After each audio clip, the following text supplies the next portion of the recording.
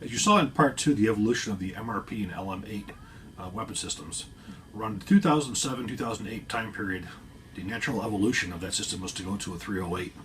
Around that same time, there was an interest or an immediate requirement from the British MOD for a designated marksmanship rifle that would give a sniper a lot more range and be able to rapidly engage targets. So two projects commenced at once. One was the LM7, and then was the L129A1, which would eventually become England's designated marksmanship rifle. Shown here is the LMT MWS, or Modular Weapon System. This is based off of the 308 caliber 7.62 Winchester. Please notice that this actually is chambered in 6.5 Creedmoor. This is a 20-inch stainless steel 6.5 Creedmoor barrel. Like the original MRP, you have quad mill standard 1913 rails, fire cartridge case deflector, ejection port cover, but notice there's no forward assist. There's no forward assist because it is not necessary. Just like Stoner, when he initially developed this AR-10, he did not see this being necessary. When he came out with his SR-25 in around 1995, that did not include a forward assist. The forward assist causes more problems than it has ever solved, so it was omitted on this rifle. This rifle was equipped with the LMT SOP mod stock, 6-position receiver extension, which is actually covered with a dry film lubricant. This particular rifle is actually their selective fire version, safe, semi-auto.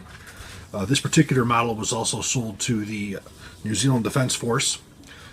In this configuration, even though that it was as a designated sniper rifle, or designated marksmanship rifle, they wanted the ability to go to fully automatic if they needed. It comes with the standard LMT ergo type grip. This has the modified trigger guard for use with winter gloves. The magazine this takes is the standard SR-25 or AR-10 type magazine, which these rifles come with the PMags.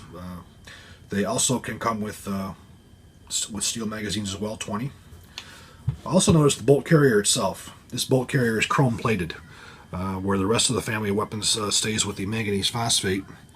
Chrome plating again offers many enhancements over standard manganese phosphate. It also goes with more of the original design intent of the rifle. In theory, everything on here is the exact same as the MRP. It's just enhanced and made larger for the 7.62. Also, the backup sights on here are also designed for the 7.62. They can be had in both metric as well as inch increments. Like the MRP, this has removable barrels. In the 7.62 millimeter platform, you have a 13.5 inch barrel, you have a 16 inch barrel, you have an 18 inch barrel, as well as a 20. The barrels in 7.62 are offered in both chrome plated as well as stainless steel.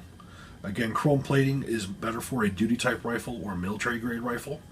However, if you're looking to get extended long range or precision accuracy, you're far better off going with the actual stainless steel barrel. The MWS comes in several different calibers as well. By popping out these two bolts and replacing the barrels, we can switch calibers.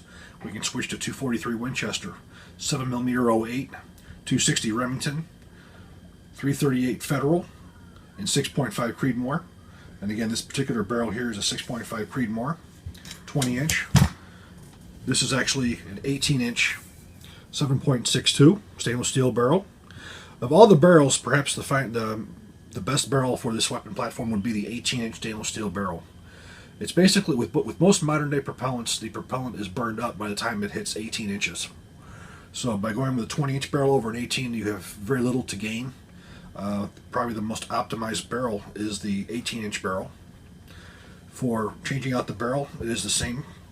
First, what we're going to do is we're going to ensure the weapon is clear. We're going to open the bolt up, or the receivers apart. Remove the bolt carrier.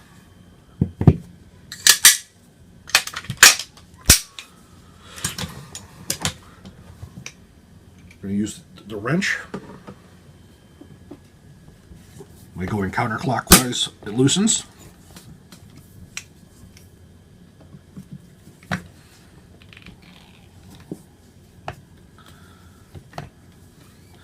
The front bolt is to be totally removed, and the rear bolt we just loosen.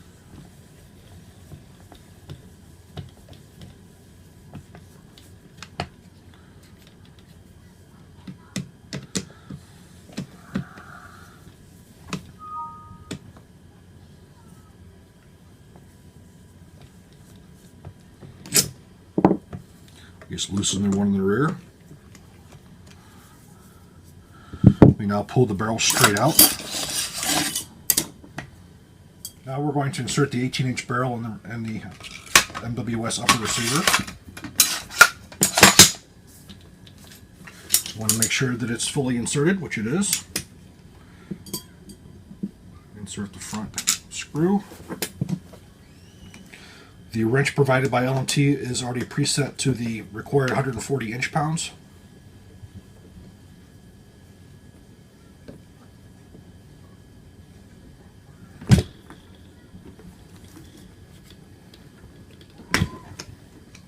Now we're going to tighten the rear bolt.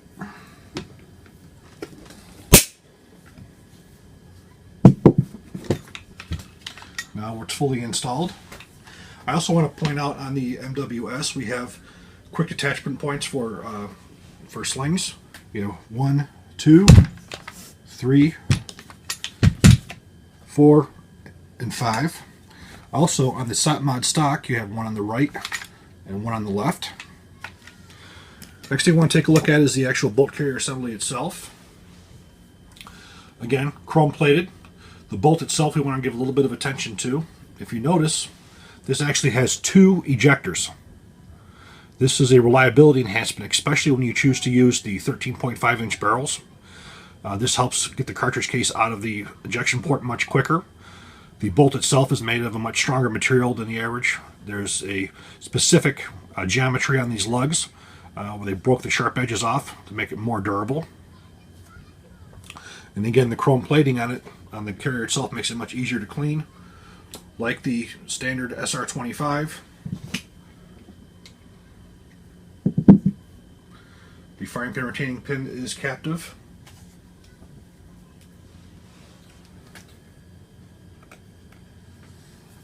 Retaining pin is captive. Your firing pin. Cam pin. Bolt itself. The bolt does have the improved 2-piece gas rings, which is much stronger than the 3 separate gas rings. As I said, we have also proprietary nickel type finish on it as well. Inside of the carrier group is also chrome plated.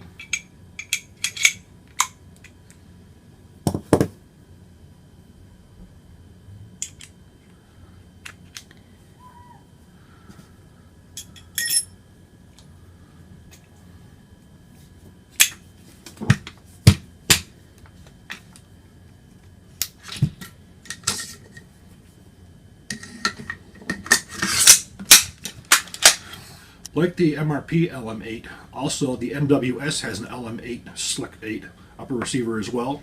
If you notice, what we have here is we have the Slick 8 upper receiver. We do have a continuous 1913 rail on the top. We also have the removable rail segments on the side as well. As you can see, they're utilized here to use the bipod. This one over here would be there for a sling, and one was added to the other side to add a rangefinder. Also, the stock here is the LMT designated marksmanship rifle stock. This slides right over the standard receiver extension. This has an adjustable cheek weld, as well as the butt plate is adjustable as well. This has 4 detachable sling points on it. You have one on the left, one on the left and right here, as well as one on the bottom here as well. This is a 20-inch stainless steel 7.62 inch barrel. This happens to be a Silencer Co. muzzle brake for installation of a silencer suppressor. This also has the inch increments 308 calibrated backup sights, and this is a semi-automatic only version. Like the MRP, the MWS platform allows you various barrel lengths from 13.5, 16, 18, 20 inch barrels, but it also offers you various calibers: 7.62 or 308 Winchester, 243 Winchester, 7mm 08, 260 Remington, 338 Federal, and 6.5 Creedmoor. This weapons platform will do anything you ask of it. It has seen service in Afghanistan and Iraq as a designated marksmanship rifle, and it continues to evolve to include new calibers and new features. Taking a closer look at the lower receiver of the MWS, It comes standard with the LMT two-stage trigger. The two-stage trigger is actually made in-house at LMT due to their newly acquired wire EDM capabilities. The trigger is offered in both semi-automatic only as well as selective fire, as well as a two-stage. The buffer assembly is a custom buffer assembly. It uses a shorter buffer with a slightly longer receiver extension. I also noticed there's actually a ambidextrous magazine release on the left side as well. This concludes the three-part series on the LMT family of weapons. Hope you like the videos. Please like and subscribe.